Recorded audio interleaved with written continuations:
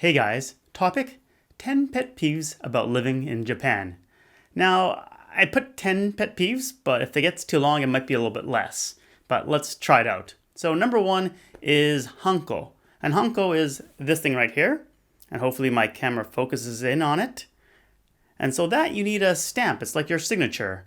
Now, the thing I don't like about hanko is you need to have two of them actually. One is for like regular signing, like if you have the post office come deliver a package, you need to sign your name. Well, you can use this instead, but actually you can sign your name. So I don't know, it's either or. But when you need to have important documents signed, like for buying a house or for opening up a bank account, things like that, you might need your special hanko, which is something that you register at the city hall.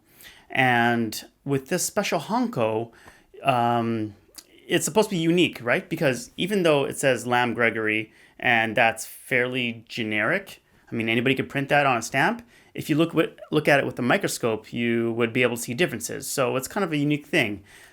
I just find it very inconvenient because I think the whole signature and hanko is, I don't know, they kind of feel easy to forge. So I'd rather see some different ways of proving your identity, which you do have actually, because you can use, you have to use things like your driver's license or your passport or your gaijin card, which is what I have. There's so many different ways to prove your identity that, I don't know, it seems a little antiquated to have a stamp that shows, yeah, this is who I am. Number two is Japan's cash society. Now, I've made videos about IC cards. Well, actually, Aiko has, and they stand for integrated chip. And those are the things that you can just go like beep, and you can buy soft drinks, you can go to convenience stores, you can ride in train stations, and that is fantastic. But you'll find that a lot of places, it's only cash. So it can be vending machines where you can only spend cash in a vending machine. Or you go to a restaurant and it's a little mom and pop place, and again, it is only cash. But I suppose the thing that bugs me a little more is even for big transactions, like when we went to buy this new house, we had to put a down payment down. I had to show up with a big wad of cash and pay it to people. And I'm just carrying around this huge amount of cash. Now, Japan is safe, which is great, but it just feels odd that I still need cash for many situations. Number three, no soap in bathrooms. I just don't understand why so many bathrooms have no soap. And it's all the more confounding because I think Japan is generally a fairly clean society. So what happens with the hand washing with soap? Why is that not a standard? And to add to that, there are so many bathrooms that don't have paper towels or hand dryers. Now, it could be that paper towels and hand dryers are simply expensive. Whereas back where I'm from in Canada, electricity is cheap and paper is cheap. Where in Japan, those are quite expensive things, maybe on the order of magnitude of, not order of magnitude, but 2 or 3 times more expensive. Hand soap though, I just don't know why that's not a standard in bathrooms. Number 4, lineups. If you visited Japan, you know that they like their lineups. Why? I don't know. I guess if they see other people lining up for something, it must be good. Well, actually, it doesn't bother me that much. It just amuses me that people will wait in line for sometimes hours just for something like a bowl of ramen or, this really nice pastry or some even gourmet popcorn that I've seen. Unless I'm the one who wants to go and get that food, then that's annoying. Number 5, loudspeaker vehicles. Now, these are vehicles like the ice cream truck, which is saying, hey, come get our ice cream. We also have french fries and hot dogs too. Or it could be the Satsumaimo truck, which is Japanese sweet potatoes, which are hawking their wares. Or it's the gas truck. Or it's the political campaign. There's all these trucks that just feel that they can have a loudspeaker out and about. In residential neighborhoods, by the way. This is not some big commercial area, but in small, quiet residential neighborhoods, they're allowed to just shout at you. Why? I don't know. Number 6, no fun parks. Now, Japan actually has a lot of small parks. If you walk around neighborhoods, you're sure to see them. But an issue I have with a lot of these, what I call no fun parks, is you'll see signage about what you can and cannot do. Mostly about what you cannot do. And one of them I don't like is you can't play soccer.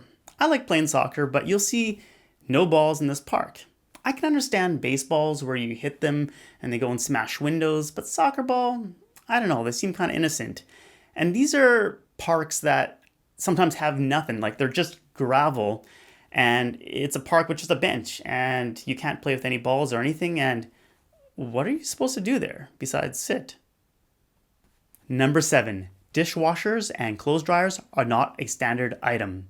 Now, you can definitely buy them, but to put them in your house or into your apartment, it's a tricky thing to do because there generally isn't space in your house for them. There's no kind of empty slot allotted for a thing like a clothes dryer. There's only a spot for one unit, and that's usually just your washing machine. Now, I guess if you get a double stacked unit, you can kind of get around that. And for your dishwasher, if you renovate your kitchen a bit, you can kind of fit one in there, but it's not a standard thing like in North America where you definitely have space for these types of units. Now, this is not so much a big pet peeve of mine anymore because I don't mind doing those things, such as hang drying my laundry or hand washing my dishes, but I know for some people that might be a bit of a turnoff. Number 8. In most of Japan, there is no central air. I say most of Japan because if you go up north into Hokkaido, they will have central air. But once you get farther south, it's just not a thing in houses or apartments. So what you do have is you have units that you can install on a room-by-room basis that can do heating and cooling. Now, when I say central air, that's probably not my pet peeve.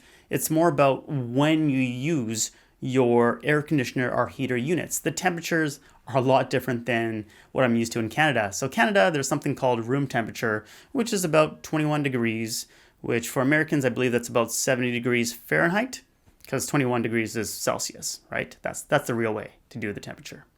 So anyways, we have this thing called room temperature. In Japan, you only turn on the air conditioner maybe when it hits about 27 or 26 degrees Celsius, which is about 80 degrees Fahrenheit.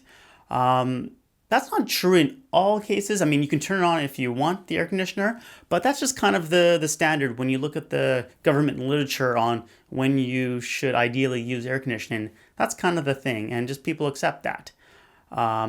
And when you bring it down to the cooling side of things, I find it's maybe 16 or 17 degrees Celsius, which is about, 60 to 63 degrees Fahrenheit. That's kind of the temperature when you start using heaters. So you definitely don't use heating and cooling year round, at least where I'm located in Tokyo. It's not something you just have on 24/7. It's something that you have to do on a room by room basis and depending on the season and the temperatures and whatnot. Now, I do say it's a pet peeve of mine, but I'm becoming more and more used to the idea. And I know for energy usage, it does make a big difference. Although the houses aren't really insulated nearly as well as in North America, so yeah, you win some, you lose some. Or maybe you just lose and lose some. I don't know. Number 9, lack of stop signs. Now, if you visit a residential area in Tokyo, you might notice that you don't see many stop signs. It kind of feels like you're in a back lane back in, Canada or in the US. So you might not know when to stop or when to go. Now, if you do pay attention, you sometimes see lines on the road that will indicate who can stop and who can go, but it's not always the case, and it's definitely not as clear as if you have a red sign that says stop. Or I put a square, right? But in Japan, it's actually a triangle that does stop. It's not it's octagon, or is it? I think it's octagon, right, in Canada? I don't know anymore. I'm forgetting things. But yeah, I'd love to see some more stop signs. Number 10, variety TV. Now in Japan, variety TV is kind of where they have a lot of B-list, C-list, D-list, and all the way down the alphabet list celebrities or TV personality that kind of line up. You might have like 10 of them all in seats, and they just comment on things. So you know how in YouTube you have react videos and they're sitting there reacting to things? Well, it's the same thing, except that's kind of the main format on a lot of these television stations for their variety shows. So you might see a pretty good documentary or some experts explaining things, but inexplicably, they'll have these, commentators who don't really know anything about the subject who just have to comment on them. And you'll see a little box with them in the corner of the screen just kind of smiling or laughing or going like, oh, hey. And I don't know what kind of value this adds besides maybe as a viewer, I don't know what to think, so I can just see what this commentator is thinking, and I don't know. I don't know. I don't know. If you visited Japan, are there any pet peeves that you'd like to share? Maybe down below in the comments. Those are just a few of my little things that bug me about Japan. They're not huge things for me, but I thought I'd mention them.